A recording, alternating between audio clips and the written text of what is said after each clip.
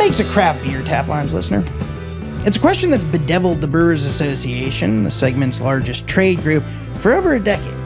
In 2012, the organization issued a press release entitled Craft versus Crafty, laying out the case for its institutional definition of craft beer and implicitly the case against non-standard, non-light crafty beers manufactured by multinational brewing firms. This was just 1 year removed from Anheuser-Busch InBev's infamous acquisition of Chicago's Goose Island Brewing Company, so you might have figured the release was a response to the world's biggest macro brewer taking increased interest in the then booming craft brewing segment. And it was, to an extent. But more than that, it was a response to Blue Moon. Brewed for the first time in 1995, the wheat beer had all the tenets of a bona fide microbrew. The creative label, the full flavors, the cute tongue-in-cheek name, and so on. But it wasn't created in some bootstrapped garage brewhouse by DIY beardos. Blue Moon came straight from the pilot brewery of Coors Brewing Company, which was then, as it is now, one of the biggest beer companies in the country. As the 90s gave way to the aughts, the fragrant, citrusy beer would find serious traction with the American drinking public, expanding the national imagination beyond light adjunct lager and helping to fuel the growth of the then still shaky craft brewing industry. But despite that, the fact remained that Coors was a behemoth compared even to the Sierra Nevadas and Boston beer companies of the category. Sure, Blue Moon was a tiny brand within it, but with all those resources and runway, could it really be considered a craft brand? By 2012, the Brewers Association, some of its constituents, and vocal craft beer enthusiasts across the country didn't think so. But I think it's worth a closer look. Joining Taplines today for part one of a two-part episode about Blue Moon's historic, controversial rise is Keith Villa, the brewer who created the original recipe for the Belgian-style beer at Coors after earning his PhD in brewing from the University of Brussels in the mid-90s. From the corporate offices in Golden, Colorado, to the ballpark brew house where he perfected the brand's eventual smash hit recipe, to the bars nationwide where he tried to get bartenders to actually serve the stuff, Villa says Blue Moon's success was anything but preordained by its corporate backing. In other words, definition schmefinition. It's Keith Villa, it's Blue Moon, it's how the original crafty beer was born, and it's all right here, right now, on Vine Pair's Taplines. Listeners, we've got a rare treat for you. It's something that we've never had on this podcast here at Taplines. It's an unusual opportunity. You might say it only happens once in a blue moon. I'm talking, of course, about the arrival to the august Taplines roster, guest roster of one Keith Villa. Keith, welcome to Taplines, my man. Hi, Dave. Thanks for having me on. Yeah, it's hopefully we'll have a good hour discussion here and have some fun. We're going to have some fun, I promise it. Taplines listeners, for those who are not aware, my little goofy little pun just a moment ago, Keith is the man who had the plan back in the mid-90s, who was responsible for the development of one of the most, if not the most influential beer in the craft beer segment here in the United States, Blue Moon, which would go on to become, by many metrics, although some people don't consider it a craft beer, and we're going to get into that, by many metrics, the best-selling craft beer, and opened the eyes and palates of the American drinking public to this idea that there was just a broader, more exciting, more flavorful world that beer could bring you to. Keith,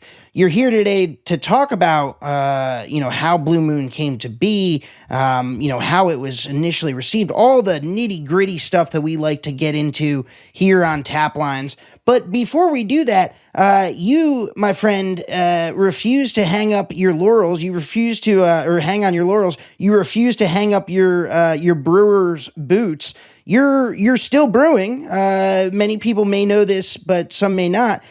You've got a brewing concern that you and your wife founded, late last decade, right?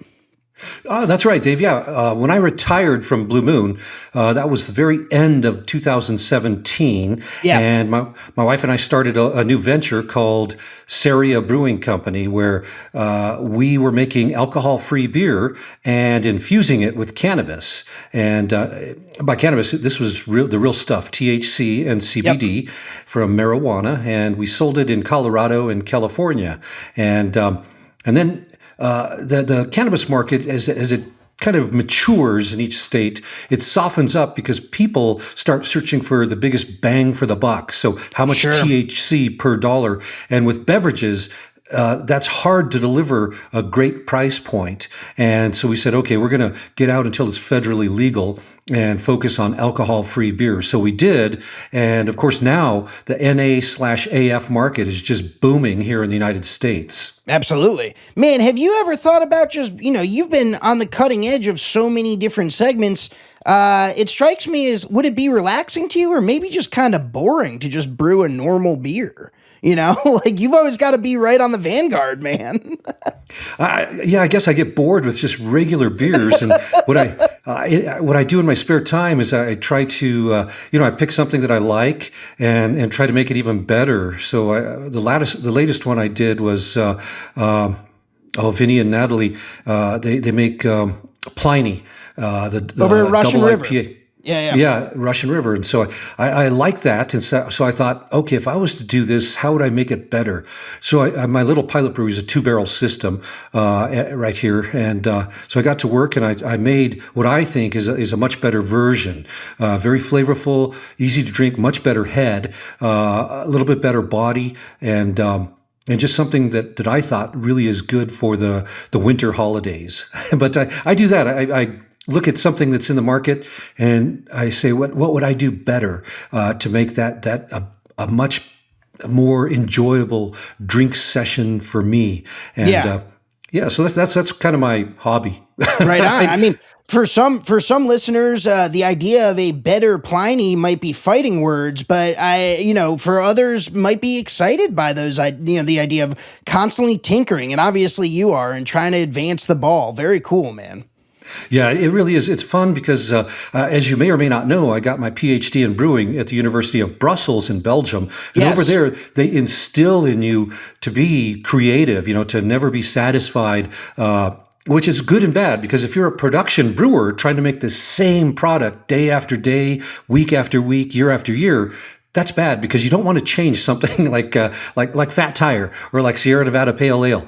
Those are products that are classic, and you just want to keep them as consistent as possible. Right. Whereas from the Belgian perspective that I learned, it's like, how can we make things better? What can we test to see if it even makes a good beer? What spice, what herb, what fruit, what protein, all kinds of things. And sure. So the sky is the limit. And once you're exposed to that, you almost get bored if you stay in the realm of classic brewing for too long.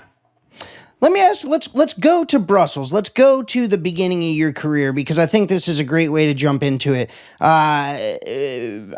Let's see. Where did you start? You started in the UC system, right? Brussels was not your first step towards becoming the brewer that you are today. How did you get into brewing, Keith? Where did it all begin? Well, I was an undergraduate at the University of Colorado in Boulder. And back then, Boulder was known for having pretty cutting-edge science, especially molecular biology, working with DNA and RNA and all that stuff that nowadays is pretty common. Back then, it was cutting edge, and there were 2 professors who ended up winning Nobel Prizes there along the lines of DNA research. And so I was exposed to all that, and I really loved it, and I wanted to become a pediatrician. So I was heavily into that research and everything.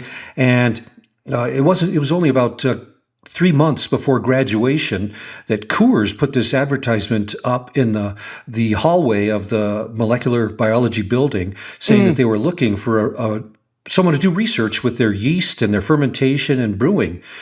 And of course, as a young student, you look at that and say, "Wow, that's what a cool opportunity! Cool job, yeah. Yeah, because I happened to be a home brewer as a hobby because prior to that, let's see, it was 1982. I happened to be on the Pearl Street Mall walking, and there were there were a few people from the Brewers Association. And as you may know or may not know, the Brewers Association headquarters used to be right at the west end of the Pearl Street Mall. Sure. And that's where Charlie Papazian started it. And they would have different things like learn how to homebrew, hand out little pamphlets and stuff. And that's where I very first got exposed to the fact that as a person, you can actually make your own beer. I never even thought that a person could make beer. I always thought I came from big breweries magically. Somewhere else. Yeah. So I picked up a pamphlet. I learned how to brew and homebrew, and so it was a hobby. And so by the time I was ready to graduate, Coors was looking for a researcher, and so I went and I talked to them. And preparing myself for medical school, I had co-authored a couple of articles, which in those days, thank goodness my professor included my name, but in those days it was rare that an undergrad would do that. Right. And so I took that as well as I was working in a lab, so I took my notes up to Coors, showed them. And of course, there were a lot of other students that had seen that advertisement that went and talked to Coors, and they told me I was the most qualified, and they said, "We'd like to have you the day after you graduate, if you want." So that's where I had to go and get back into my dorm and look in the mirror and say, do you want to work with sick people or beer?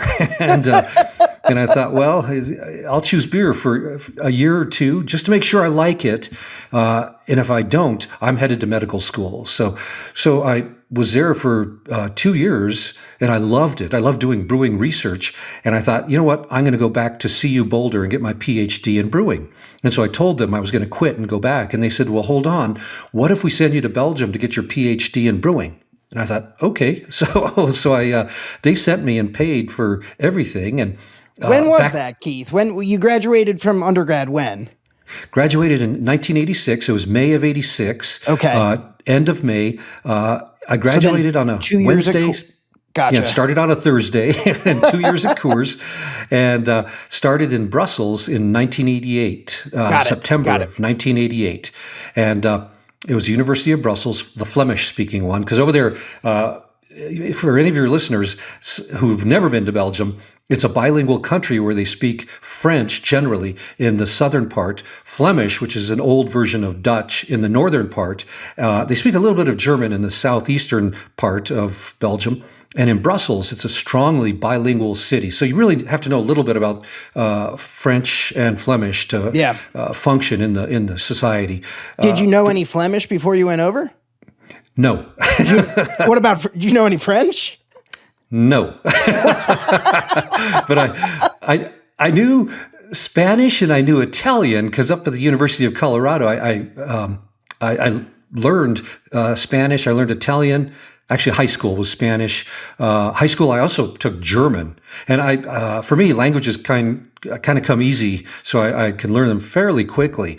So going to Brussels, I knew Spanish, I knew German, I knew Italian.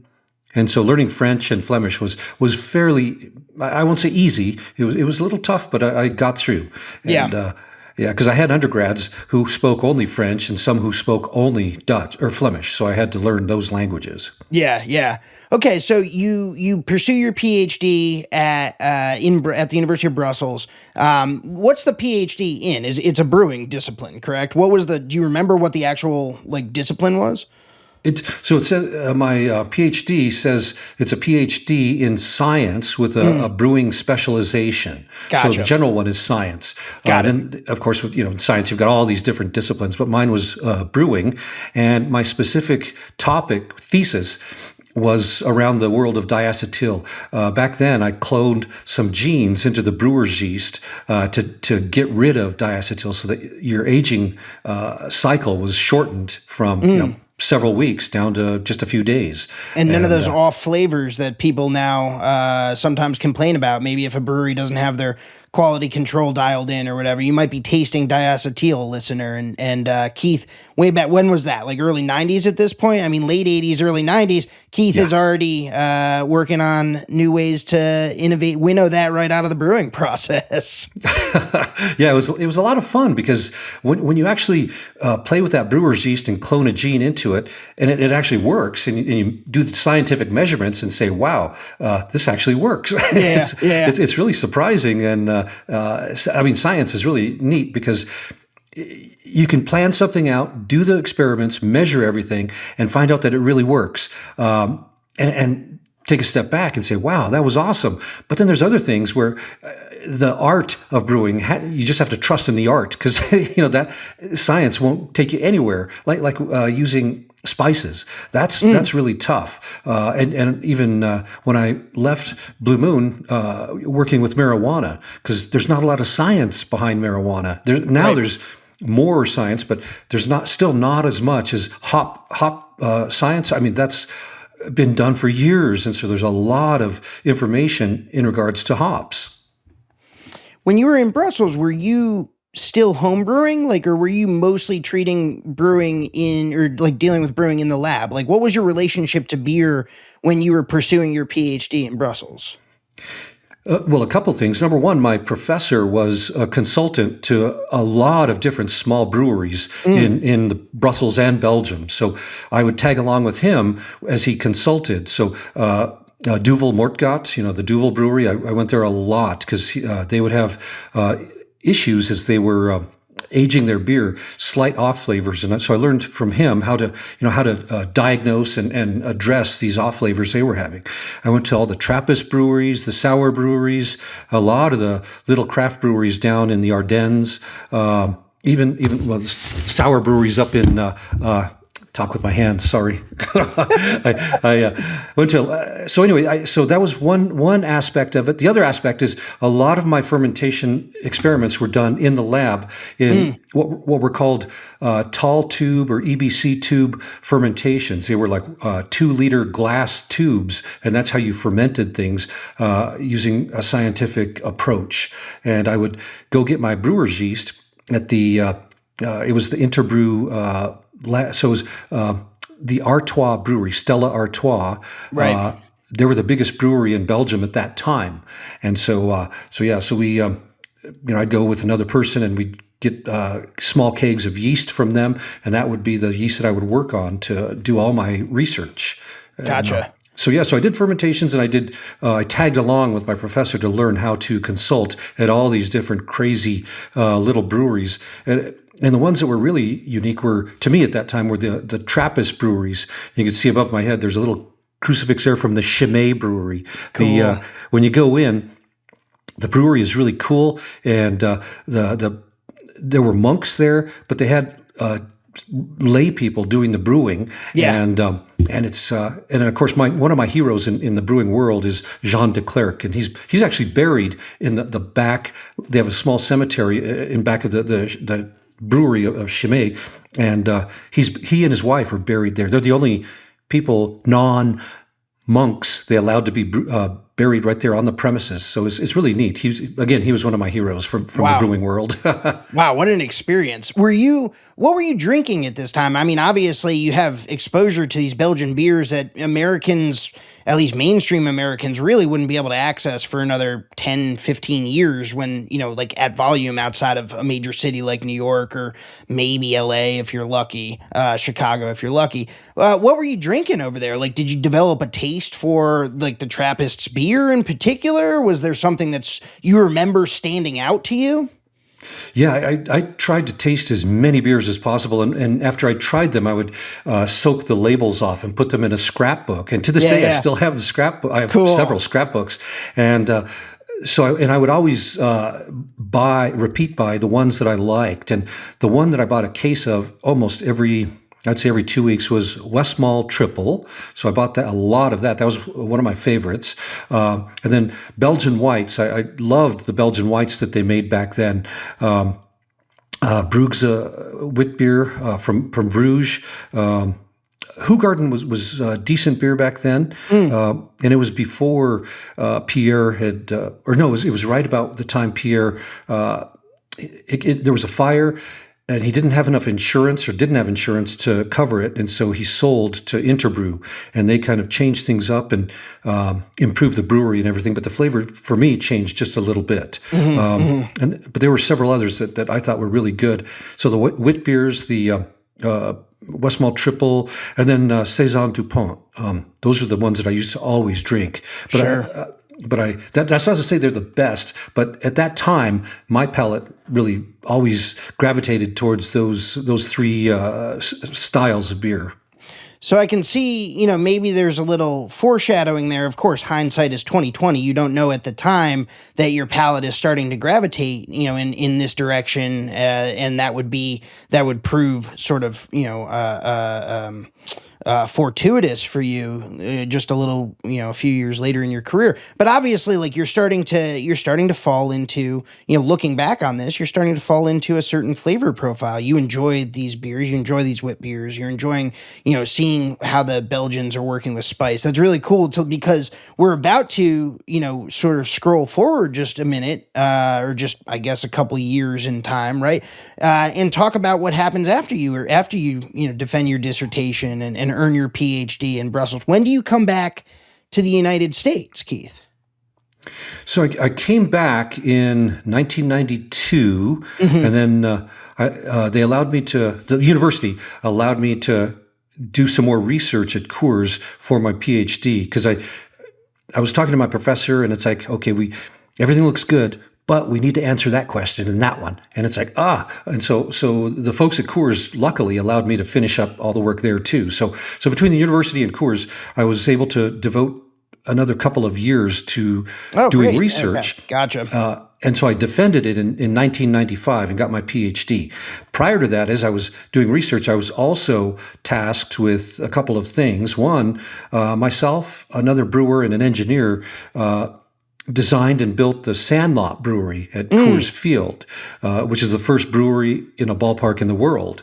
And that was a lot of fun because it was unique. And prior to that, I traveled around the Denver and Western area as much as I could to look at brew pubs and kind of see what works, what doesn't work, and get an idea for designing the Sandlot. Do you remember where the idea for the Sandlot came from? Why? I mean, obviously Coors Field, that's a major sponsorship, and Coors has long held, that endorsement with the naming rights of the field. Who got the idea to put a brewery in there? Do you remember?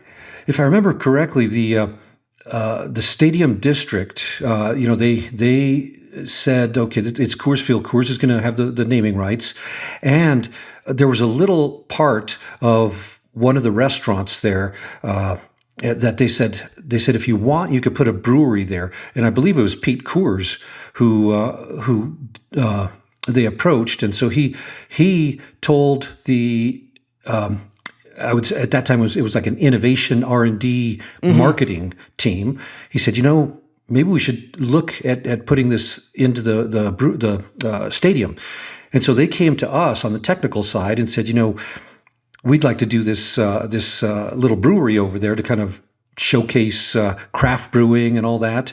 And so that's when we got to work, and number one, made sure that we could put a brewery there. And after the initial study, we said, okay, we can. It's going to involve a lot of work because this, there weren't holes in the big concrete floor, yet we had to go up and down. So we had to put staircase in and all that. Had to hire the original brewmaster. His name was Wayne Wananen. He was from a little brewery called Hubcap Brewery in Vail. And so he was the original. Then he hired John and Tom, who became the brewers for a long time there. And it turned into a really neat testing facility for new products. And that's where and my office continued to be in Golden at the top of the brewery, and I would write recipes and get down to the Sandlot, give it to the guys, and say, okay, can we brew this? And we'd brew and test with fans and find out quickly if something was good or needed some work. Was the mandate that you had at that time, Keith, to treat this like a pilot brewery? Were you explicitly tasked with, innovation and R&D at that point? Do you like, in other words, like, one way to take this would be to, hey, let's just brew batches of super fresh Coors and Coors Light, right? And everyone at the stadium can have it, right? And it comes right off the tank. Man, that's a cool gimmick. Why, you guys went another direction with it? Do you remember if that was something that the Coors, management asked you to do? Or do you remember kind of, you mentioned you never, earlier in our conversation, you mentioned you never wanted to get bored. You always wanted to be experimenting. Were you kind of pushing, in other words, who was pushing the R&D angle there? It was a little of both. Yeah. Because Coors as a brewery wanted to get into this new thing called micro brewing. So back in the 90s, the word craft brewing hadn't been extensively used. Sure. People referred to these specialty beers as microbrewed beers or microbrews. And so it was this whole new area for me of exploration, and for the folks in the marketing area of Coors, they wanted to explore it from a marketing perspective to see if it was just a trend that would go away, or if it would, stick and grow and become big. And of course, looking backwards, it's obvious it did stick and it became pretty big. Got up to about 12% of the beer market, 11, 12%. So it became pretty decent sized. And of course, Blue Moon ended up being a 2 million barrel a year brand, which is massive. So it's just, it became the biggest craft beer brand in the United States. So. When does Blue Moon enter the scene? I mean, you're doing this R&D, you graduate, you successfully defend your dissertation once you return from Brussels. So I misspoke earlier, but you finally, you defend your dissertation after doing some final work at Coors and using their facilities to finish your research. You develop the schematics, and you help the build out for the Sandlot Brewery in Coors Field in the ballpark there. You're writing recipes. Blue Moon couldn't have been the first thing you wrote, was it? Like, when did Blue Moon as we know it first hit the tanks? Actually, there was a pilot brewery in Golden that I used also, in addition to the Sandlot. Sandlot is a 10-barrel brew house. The pilot brewery in Golden is a 30-barrel brew house. And before opening up the Sandlot in the R&D area, we had constructed a small, it was like a high-tech homebrew system, 5 gallons. And so we had, at least from my perspective, I had 3 different areas to experiment: 5-gallon stage, 10 barrels at Sandlot, and 30 barrels at the pilot brewery. And so I did a bunch of initial work on that 5-gallon system. It was, at that time, it was called the Micron Brewery. And my very first brew I ever did there was a Belgian white. It was, in fact, I have a copy of the paper somewhere, the original recipe. Really? Cool. Because it was in 1994, and we would number our brews, the year dash and then the number of the brew in the year sequence. So 94-001 was Belgian wit, and and then number 2 and 3 were Belgian wit, because I was trying to perfect it to the way I wanted it to taste. Sure. And then it was in late 1994 that the brewery said, you know what? In addition to Sandlot, we want to have a brand in this microbrewed arena to see, how it does. So they asked me to be the brewer, the technical guy, and then they asked a guy from sales to help with the marketing and put our heads together to create this whole new brand. And that guy from sales, he was pulled in from the Middle East, Eastern U.S. Like, his territory was like, I think, Ohio, that kind of Midwest area, Chicago, I think. So they pulled him in. He was a young guy just like me. His name was Jim Sabia. And if you haven't heard of his name, look up to see who's in charge of brewing at Constellation, and you'll see. Jim and I were the ones who launched Blue Moon back in 1995. But prior to the launch, we were trying to figure out, what are going to be our beers, our brands, what's it going to look like, the label and everything, what's the name of this thing.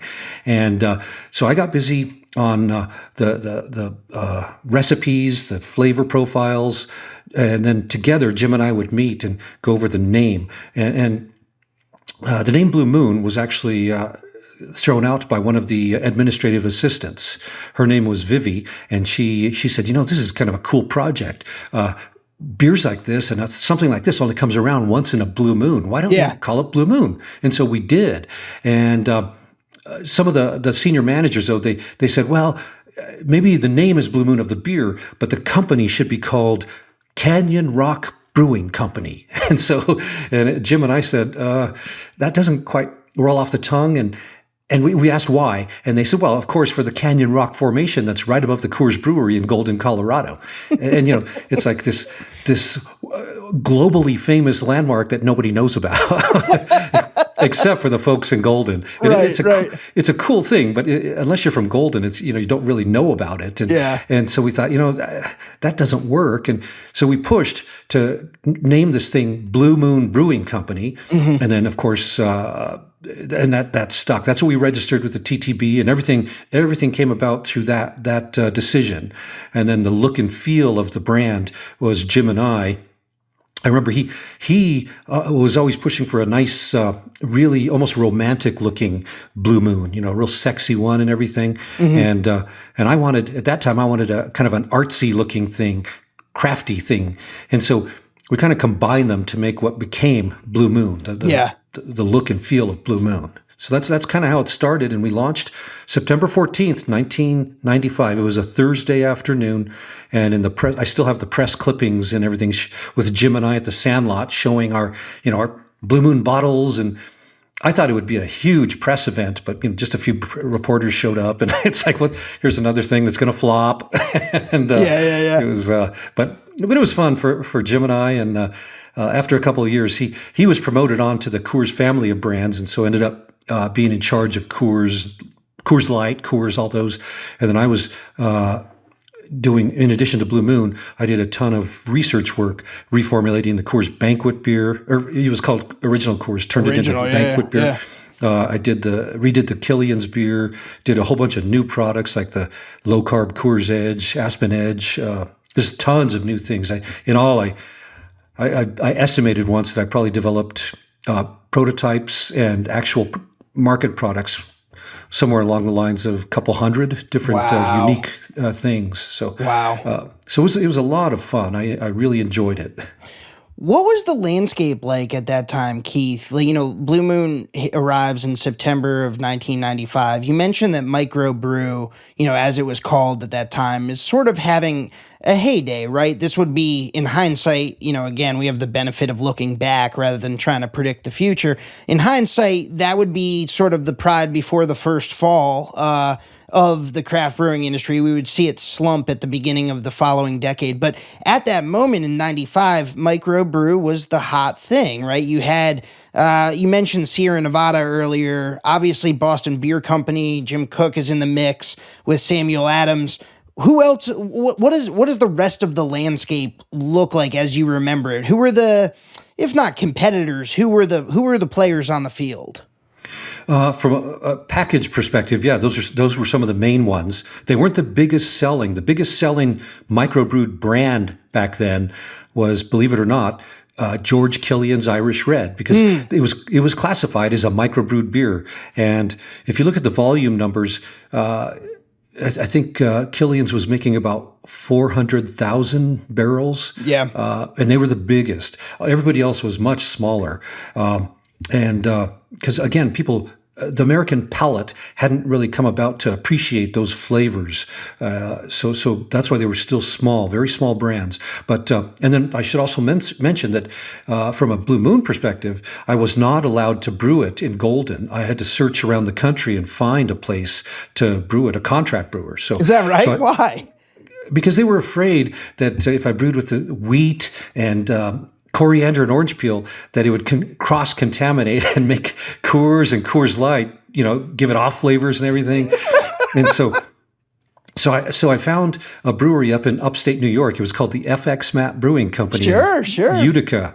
And back then it was FX Matt II. He was in charge, and so we signed contracts with him to brew Blue Moon and launched out of Utica, New York. And it was interesting because the brewery back then hadn't been redone. If you visit that brewery today up in Utica, they have a brand new, beautiful brew house. Fred Matt is in charge, and it's just a gorgeous little brew house. I think it's a Briggs of Burton English designed brew house. And it's back then, though, it was their original copper brew house, huge classic copper kettles and everything. And that's where I brewed Blue Moon. And to answer your question about what brands were there, Blue Moon was such a small brand back then, and FX was brewing contracts for these other people, Sam Adams, us, and they did brands called New Amsterdam, if you remember that brand. Rhino Chasers was another one that was big out east. Rhino Chasers. I don't remember that one.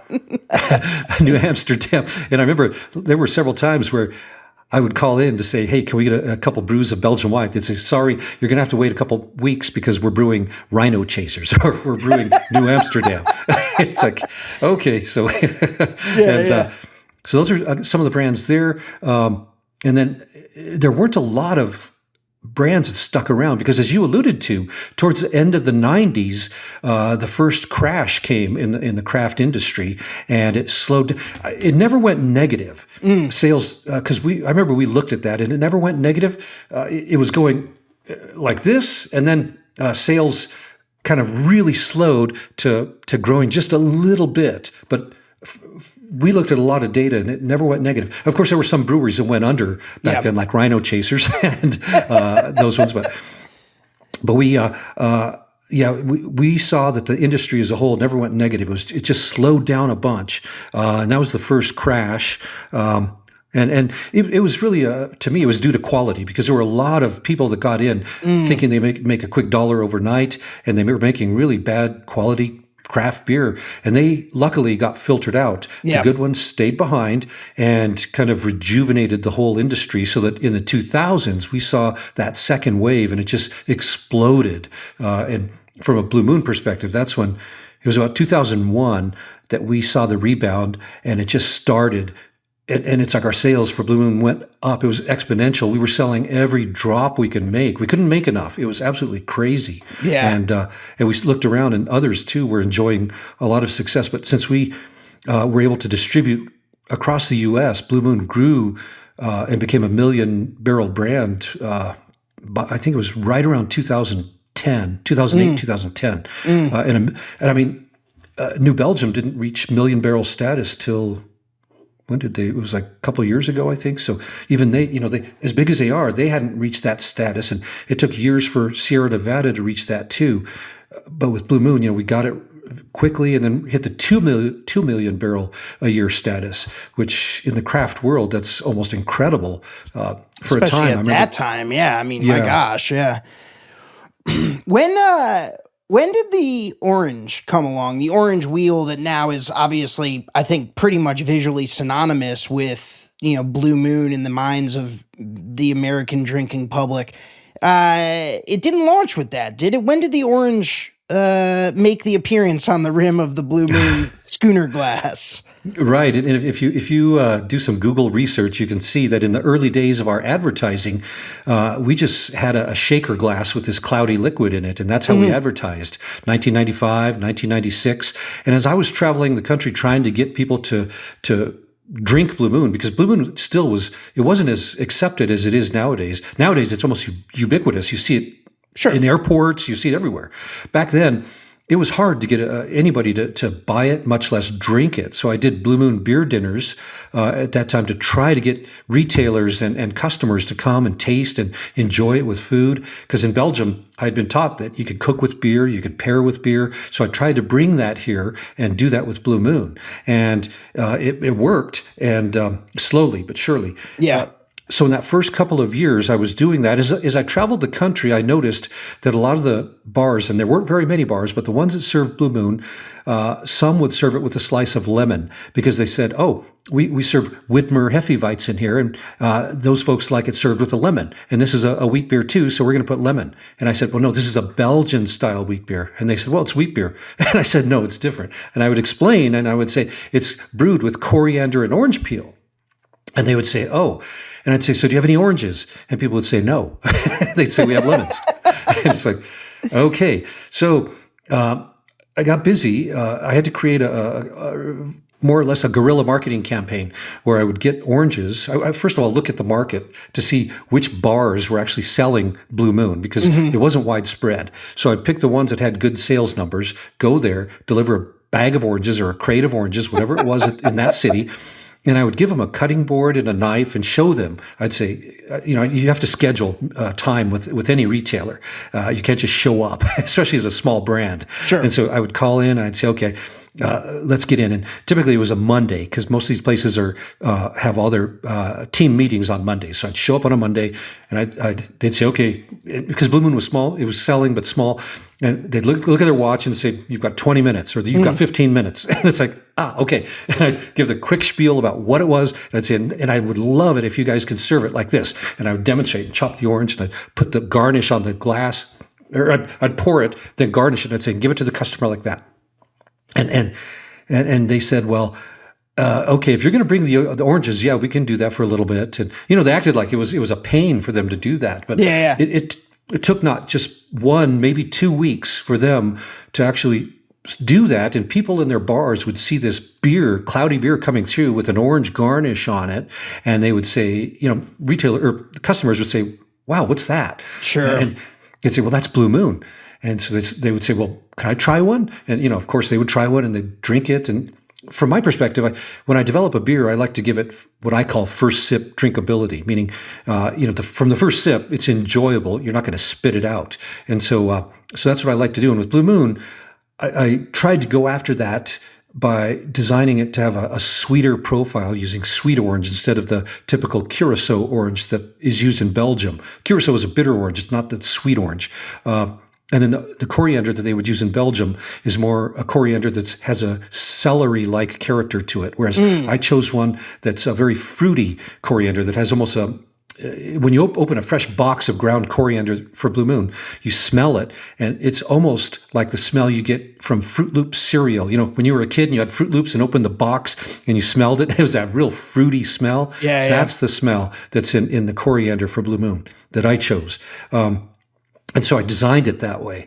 And so I was able to do these beer dinners and get people to try it. And eventually that's how people really, really started spreading the word, because they would go from saying, what is this? I'm not going to try that cloudy thing brewed with oats and wheat and what? And, and it's like they would go from being afraid of it to falling in love with it, to recommending it to their friends. And so it was this discovery beer. And that orange garnish that I created it was 1997 that I started that. And so if you look at some of the Google images from back then, you'll see from 1977 onward, Blue Moon always has that orange garnish, but it was on a shaker glass. And then 98, I worked with our marketing team to develop that iconic 23-ounce Weizenbier glass, which is actually a German Weizenbier glass that was slightly retooled to make it into the Blue Moon glass. So I borrowed heavily from the Germans. Yeah. Drawing on your European, your tour of the continent when you were over there for your PhD, you had not only the brewing expertise, but you also were drawing on some glassware expertise, it sounds like.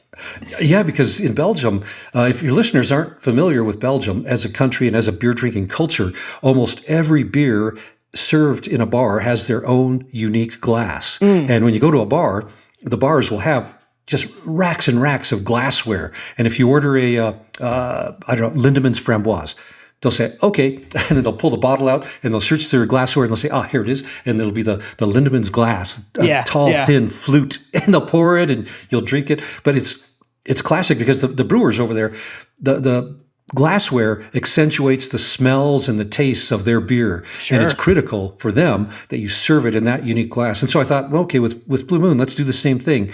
So it's a tall glass, 23 ounces, to accentuate the look of the beer because it's cloudy, hazy, and with that orange garnish, it really looks neat. And it kind of helps to bring that aroma in too.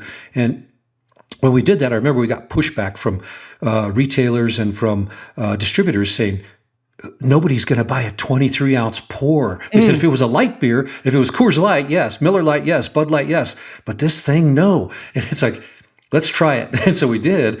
And sure enough, people would buy this 23-ounce glass of Blue Moon, and it spread, and so that became the standard for Blue Moon. Yeah. And but we had to. It's like from the start. I remember I had to defend that brand all the way from the start. Everybody wanted to kill it off, from the leadership at Coors all the way down. People literally would try to kill off the brand. And Really? People. The first few years, it was a pain for the brewery because it was this tiny brand, and it's like, what are we going to do with this? And we were growing nicely, but on a tiny base, and people tried to kill it off, and it was I would do everything I could to keep that brand alive. Yeah. And the first 95, 96, 97, 98, and 99, everything, even launching the very first pumpkin beer in the U.S. nationally. I remember our first year, we made about 5,000 barrels. Second year was about 4,000. So it was 95, 96, 97. By 1999, I remember looking at the records, we'd only brewed about 60 or sold 60 barrels. And I remember at that time, they were saying, please kill this brand off. It costs us way more to make it than we're even earning. And it's like, no, I said, pumpkin's going to be a big deal. And so I pushed and kept it. And I said, it's only a seasonal. And I tried everything. And so the brewery luckily let me keep that brand. And it's to this day, we still make, or Blue Moon does. I say we, but I retired. But Blue Moon still makes pumpkin ale every season, and it grew to become the biggest pumpkin beer brand in the U.S. Wow! But it was almost killed off in 1999 at the end of that first phase of the craft beer revolution, if you will. Don't forget, listener, this was part 1 of our 2-part episode about Blue Moon with Keith Villa. There's plenty more to this story, so remember to join us next week for part 2. Will appear directly following this one in your podcast feed. Taplines is recorded in Richmond, Virginia, and produced by yours truly and Darby Seaside, who, along with the talented Shane Farrick, composed our delightful soundtrack. Just listen to it. I also want to give a quick shout out to the entire VinePair team, and especially co-founders Adam Teeter and Josh Mallon, editor-in-chief Joanna Sciarrino, managing editor Tim McCurdy, and art director Danielle Grinberg, who designed our lovely Taplines logo. And of course, a big thank you to you, yes you listener, for spending time with us week in and week out. We literally couldn't do this without you. I'm Dave Infante, and I'll catch you next time.